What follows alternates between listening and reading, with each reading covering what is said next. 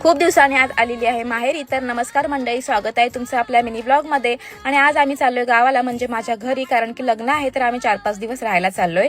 तर आम्ही गावाला जायचं बोललो ना की आम्ही खूप जास्त असं सामान घेऊन जातो आणि गाडी अशी पूर्ण पॅक झालेली आहे आमची.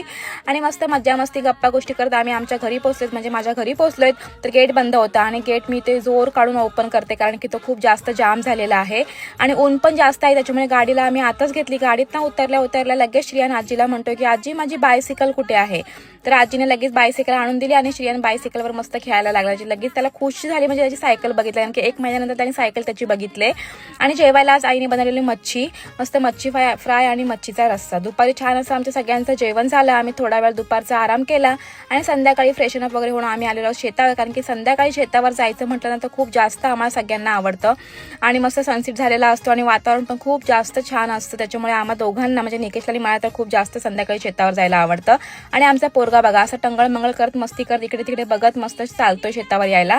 आणि शेतावर मस्त सावली, म्हणजे दोन्ही साईडला 2 बैल बांधलेले होते आणि शेतावर गेल्यावर मस्त आंबे बिंबे असं काय काय सगळीकडे बघितलं, मस्त मज्जा केली आणि घरी आलो. आणि घरी आल्यावर लगेच श्रियान बाबाला म्हणतोय की बाबा मला सायकलचा राऊंड मार. मग काय बाबा त्याला सायकलचा राऊंड मारतो इकडे. आणि दिवसाचा शेवट आम्ही मस्त केलेला आहे आंबा खाऊन शेतावरचा. तर ब्लॉग आपला आवडला असेल तर नक्की लाईक करा आणि पुढचे ब्लॉग्स बघण्यासाठी फॉलो आणि सबस्क्राईब नक्की करा. चला तर मग भेटू आपण उद्याच्या ब्लॉगमध्ये. तोपर्यंत बाय बाय एव्हरीवन.